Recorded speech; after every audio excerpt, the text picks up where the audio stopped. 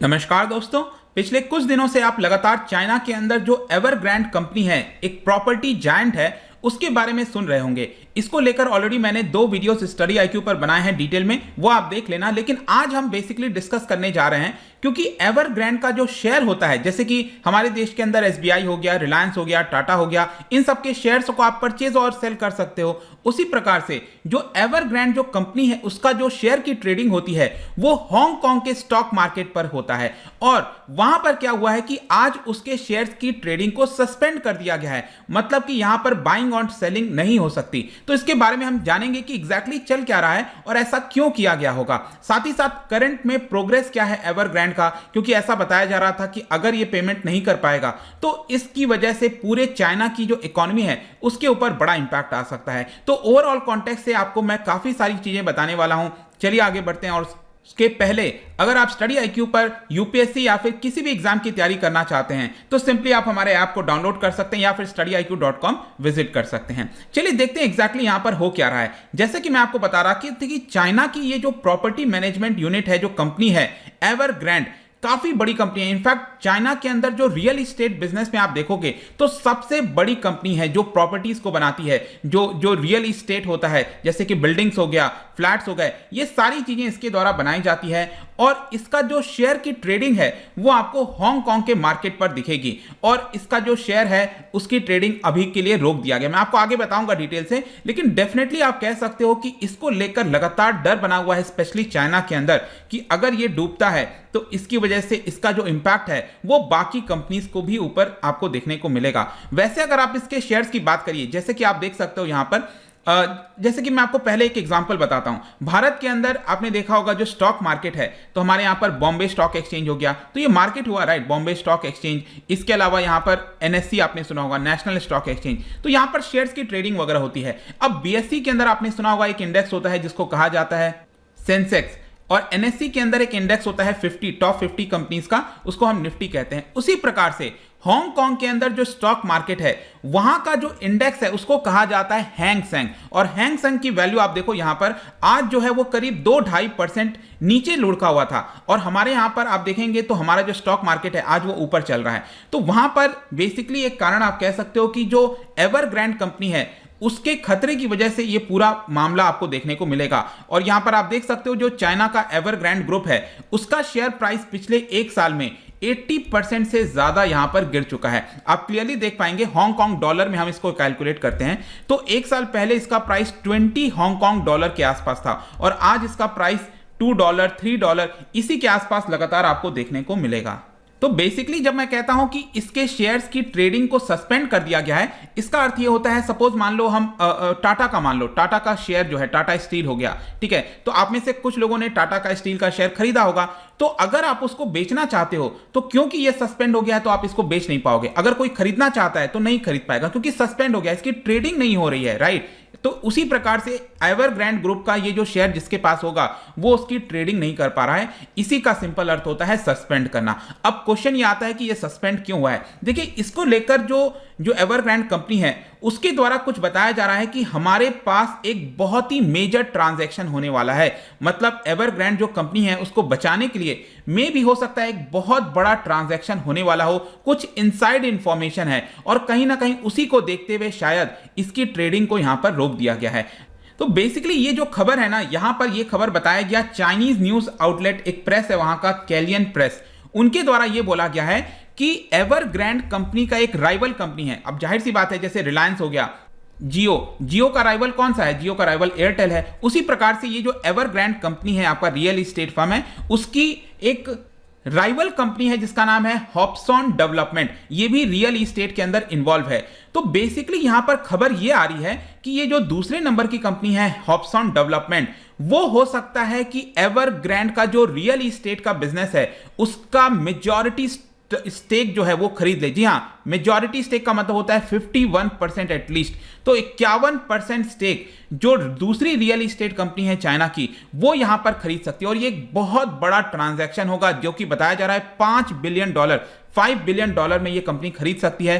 तो इसकी वजह से मे भी हो सकता है शायद यहां पर इसकी ट्रेडिंग रोक दी गई हो। अब ऐसा यूजुअली होता तो नहीं है कि ट्रेडिंग रोक देनी चाहिए, लेकिन जो प्रॉब्लम इस समय देखने को मिल रहा है तो कहीं ना कहीं उसी की वजह से हुआ होगा। देखिए ये जो कंपनी है हॉब्सन डेवलपमेंट, उन्होंने अभी तक कोई कमेंट नहीं किया है कि वो खरीदेंगे कि नहीं। ये जस्ट एक मीडिया के आधार पर रिपोर्ट आई है कि उनके द्वारा 51% स्टेक खरीदा जाएगा। तो जाहिर सी बात है ये 51% स्टेक खरीदेंगे मतलब $5 बिलियन एवरग्रांड के पास आएगा और उनको जो भी रिपेमेंट करना है वो कर सकते हैं। तो अब क्वेश्चन आता है कि एवरग्रांड यहां पर क्यों इतना ज्यादा ट्रबल में चल रहा है। देखिए ट्रबल इस समय एवरग्रांड ये जो कंपनी है उसके ऊपर इसलिए है क्योंकि आप देखिए इन्होंने जो बोरोइंग लिया है, इनके ऊपर जो कर्ज है, just look at this number, $300 billion का कर्ज है टोटल। मैं आपको कर्ज बता रहा हूं। और यहां पर आप देख पाएंगे पिछले साल क्या हुआ था, बीजिंग ने मतलब चाइना की सरकार ने इसके ऊपर कंट्रोल लगा दिया था, पाबंदी लगा दी थी कि आप एक पर्टिकुलर अमाउंट से ज्यादा और कर्ज नहीं ले सकते। तो क्या होता है ना, किसी भी बिजनेस के अंदर जब आप लगातार कर्ज लेते जाते हो तो तब तक तो चीजें ठीक चलती हैं, लेकिन जैसे ही आपके ऊपर पाबंदी लगाई जाएगी कि आप कर्ज नहीं ले सकते तो आपको जो पिछला पेमेंट करना है वो कैसे कर पाओगे। तो वही एग्जैक्टली प्रॉब्लम हुआ। पिछले साल चाइना ने कुछ पाबंदी लगा दी जिसकी वजह से अब इनके पास पैसा नहीं हो रहा था। तो इन्होंने ये सोचा कि उनकी जो प्रॉपर्टीज हैं, फ्लैट्स हैं, उसको सस्ते दाम पर बेच दिया जाए। और कुछ समय तो ये चल गया, ठीक ठाक चल गया, लेकिन अगेन प्रॉब्लम अल्टीमेटली अब जाकर सामने आई कि यहां पर जो एग्जैक्ट पेमेंट करना है वो अब नहीं कर पा रहे हैं। आपको याद होगा चाइना बहुत सारी कोशिशें कर रहा है कि जो बड़ी कंपनीज हैं उनको और ज्यादा बड़ा ना होने दिया जाए। जैसे अलीबाबा विश्व भर का, पूरे विश्व का सबसे बड़ा आईपीओ लाने वाला था, लेकिन उसको भी यहां पर चाइना की सरकार ने रोक दिया है। और ओवरऑल कॉन्टेक्स्ट में आप यूं समझिए कि इसी की वजह से जो एवरग्रांड कंपनी है वो यहां पर अपना डेट नहीं पे कर पा रही है, इसीलिए ये ट्रबल में चल रहा है। अब क्वेश्चन आता है कि इतना ज्यादा मैटर क्यों करता है। देखिए विश्व के लिए थोड़ा बहुत मैटर करता होगा, लेकिन स्पेशली चाइना के लिए बहुत ज्यादा मैटर करता है, क्योंकि आपको समझना है चाइना के अंदर बहुत सारे ऐसे लोग हैं जिन्होंने अपनी जो पूंजी है, जो पैसा है, वो इनकी प्रॉपर्टी खरीदने में लगाया था। तो उन्होंने पेमेंट कर दिया यहां पर। और पेमेंट कब किया? जब बिल्डिंग का वर्क स्टार्ट हुआ नहीं था उसके पहले। मतलब उनको भरोसा था कि इतनी बड़ी कंपनी है, धोखा नहीं देगी, लेकिन यहां पर उन्होंने पेमेंट कर दिया। अब ये कंपनी अगर डूब जाती है तो जो लोगों ने फ्लैट खरीदने के लिए पेमेंट किया था वो उनका पैसा भी डूब सकता है। इसके अलावा यहां पर एवरग्रांड ने बहुत सारा पैसा अलग अलग जगह से लिया था, जैसे कि फाइनेंशियल फर्म हो गए, डिजाइन फर्म हो गया, मटेरियल जो सप्लायर्स होते हैं उनसे भी पैसा लिया था। अब उनको भी पेमेंट नहीं मिल पाएगा एवरग्रांड डूबने से। इसकी वजह से क्या होगा, ये बाकी भी जो कंपनीज हैं वो भी बैंकरप्सी में जा सकती हैं। तो ये प्रॉब्लम है। फिर तीसरा प्रॉब्लम यह है कि चाइना की जो फाइनेंशियल सिस्टम है उसके ऊपर बहुत बड़ा इंपैक्ट आ सकता है। मैं इनफैक्ट आपको बताऊं तो जो एवरग्रांड है वो चाइना के अंदर 171 डोमेस्टिक बैंक से, जी हां जस्ट इमेजिन, 171 बैंक से प्लस 121 और फाइनेंशियल इंस्टीट्यूशंस हैं। इतने सारे इंस्टीट्यूशन से उसने पैसा उधार लिया है। तो आप सोचिए अगर वो उधार वापस नहीं चुकाएंगे तो मतलब ये पूरा जो फाइनेंशियल सिस्टम है चाइना के अंदर वो कोलैप्स हो सकता है। तो ये चाइना के लिए बहुत ज्यादा इंपॉर्टेंट हो जाता है। और साथ ही साथ इसकी वजह से क्या होगा कि ये फाइनेंशियल इंस्टीट्यूशंस के पास, उनके पास पैसा नहीं आएगा। इसकी वजह से क्रेडिट क्रंच देखने को मिलेगा।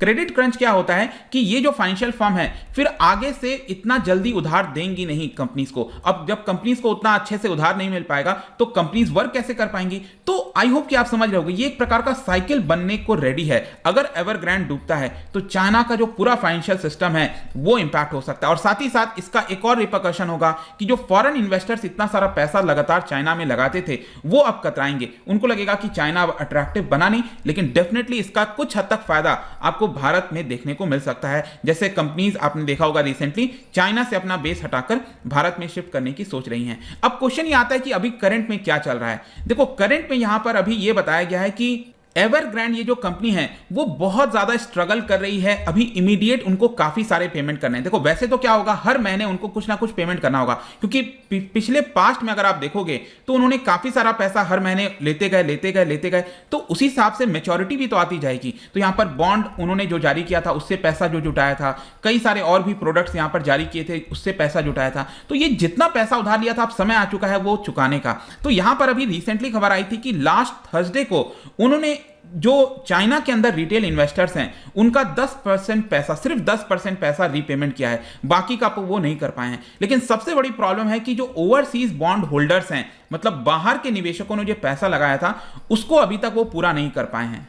अभी लास्ट वेडनेसडे को उनको $47 मिलियन यहां पर पेमेंट करना था, वो नहीं हो पाया है। देखिए अभी बताया जा रहा है कि यहां पर 30 डे का ग्रेस पीरियड दिया गया है। 2 तारीख ऑलरेडी निकल चुकी है, यहां पर जो पेमेंट करना था, तो 2 बार डेडलाइन निकल चुका है। लेकिन अल्टीमेटली जो इन्वेस्टर्स के साथ एग्रीमेंट हुआ है एवरग्रांड का, उसमें यह बोला गया है कि आप मुझे 30 डेज का समय दे दीजिए, ग्रेस पीरियड दे दीजिए। अगर 30 डेज के अंदर यहां पर पेमेंट नहीं हो पाता है तो यह ऑफिशियल डिफॉल्ट करार दे दिया जाएगा और अल्टीमेटली आप कह सकते हो कि एवरग्रांड कोलैप्स हो सकता है। लेकिन कंपनी अभी रिसेंटली ऐसा कह रही है कि हम बहुत सारे ऐसे स्टेप्स उठा रहे हैं ताकि हम यहां पर पैसे को रेज कर सकें और कस्टमर्स, इन्वेस्टर्स, सप्लायर्स को उनका पैसा लौटा सकें। रिसेंटली उनका यह भी कहना था कि हमारा कुछ निवेश किया है हमने एक कमर्शियल बैंक के अंदर, उसका निवेश जो है हम बेचकर $1.5 बिलियन जुटा लेंगे। साथ ही साथ मैंने अभी ये जो रिसेंट खबर बताई है आपको कि वहां पर शेयर्स की ट्रेडिंग को सस्पेंड किया गया है, इसका एक कारण बताया जा रहा है कि $5 बिलियन में यहां पर 51% स्टेक वो अपना बेच देंगे। तो देखते हैं अगर वो बेचते हैं तो अगेन $5 बिलियन, मतलब शॉर्ट टर्म के लिए कुछ रिलीफ इनको मिल सकता है, लेकिन लॉन्ग टर्म में देखना होगा कि क्या ये एवरग्रांड बच पाएगा कि नहीं। लेकिन अल्टीमेटली आप कह सकते हो कि इसका एक बहुत नेगेटिव इंपैक्ट ओवरऑल चाइना की इकोनॉमी पर डेफिनेटली देखने को मिलेगा।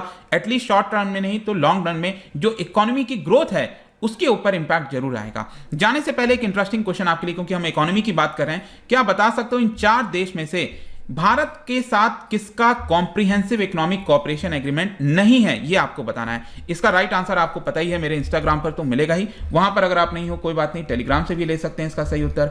मैं कई सारे एमसीक्यूज यहां पर डालता रहता हूं स्टोरीज के फॉर्म में, आप जाकर प्ले कर सकते हो। बाकी अगर आपको पीडीएफ चाहिए तो टेलीग्राम पर आइए, अलग अलग सोशल मीडिया पर भी आप जुड़ सकते हैं। साथ ही साथ यूपीएससी या फिर किसी भी एग्जाम की तैयारी कर रहे हैं तो सिंपली आप हमारे ऐप को डाउनलोड कर लीजिए या फिर studyIQ.com विजिट कर पाइए। आई होप कि ये वीडियो आपको पसंद आया होगा। मिलता हूं आपसे next time. Till then, thank you very much, see you soon.